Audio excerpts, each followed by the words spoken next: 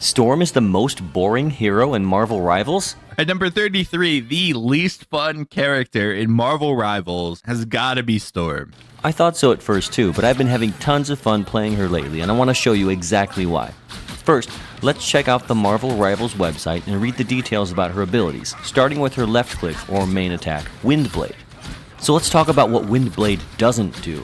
It's not a hit scan, it does not headshot, and it does not do splash damage. Huh, that doesn't sound good. But what does it do? Well, first of all, its damage falloff starts at 15 meters, which is actually pretty short. The same as your weather control radius, in fact. And wait, what's this? Windblade pierces through enemies. Well, so far this tells us a lot about her ideal positioning, due to the lack of splash damage and headshots, and the fact that it's impractical to try piercing through enemies from a high vantage point. This indicates that she's not meant to attack from high above and far away. She is in fact meant to push with the team near ground level. And there's further evidence of this too. Her weather control ability creates a sphere around her that buffs herself and her allies, meaning the higher she is, the smaller the circle radius to buff her team. If she was meant to play up high, they could have made her power a cylinder shape, but they didn't. Storm is meant to stick with the team near ground level, and what she does near them makes a significant difference in fights, especially at the beginning when everyone is grouped and alive on both teams. With your Thunder buff, your team gets an 8% damage increase and you get 16%. When you activate Goddess Boost, that increases to 12% for your team and 30% for you. So at the start of the fight, when everyone is grouped and you're waiting to see who gets the first pick, breaks a shield, etc., and gets the ball rolling for winning the team fight, this can be a huge advantage. All the while, you're in the backlines behind the tank lining up Windblade to pierce through as many enemies as you can and building your ultimate. And by the way, your right click is a hit scan and still pierces, so use that to your advantage as well. However, it only does damage up to 40 meters and none past that, so keep that in mind too. Well then, why does she even fly then? What's the point? Well, I use flying as an escape tool.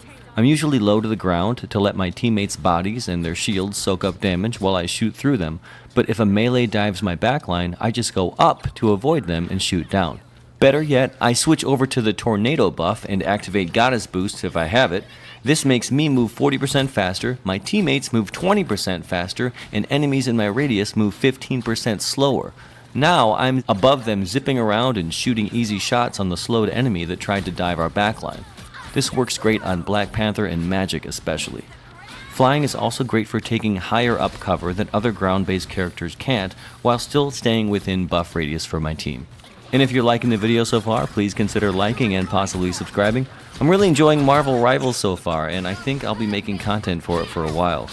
And leave a comment below letting me know which hero you'd most like to see added next. I'll let you know my favorite at the end of the video. So let's review the game plan for playing Storm. The match starts and you activate Goddess Boost with the Tornado buff to get your team out of spawn faster. Next, you play right behind your team with the Thunder buff on, activating Goddess Boost for extra damage, and all the while lining up Windblade to pierce through enemies and using the right click Bolt Rush on cooldown for extra damage. Better yet, if there's a Thor on your team, use the Chain Lightning ability Charged Gale to chain attacks between enemies. And remember, you've gotta hit this one. You can't miss. It doesn't chain very far, so your best targets are tanks near other enemies or Loki clones near other enemies. So if you're keeping track, you may have noticed that every one of Storm's abilities, including her team-up ability, hits multiple enemies. So if you're not trying to hit multiple enemies with every attack, then you're playing Storm wrong. And like I said, if you're safely attacking and your team is grouped, activate Goddess Boost with a Thunder buff to give your team an attack advantage.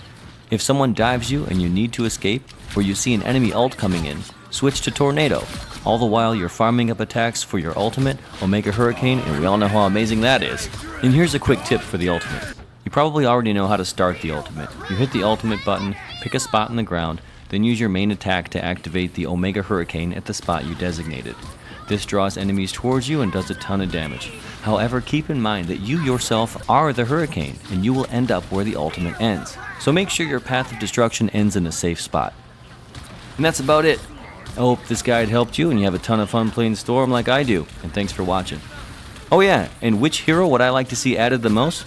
Well, it's a personal reason. So you see, a friend of mine is a huge Gambit fan, even going as far as doing a cosplay as him at Comic-Con, and he refuses to play this game until they add him. So, Marvel Rivals, Please add Gambit so my buddy will start playing. Anyway, that's it. Thanks again. My strength has increased. I see that.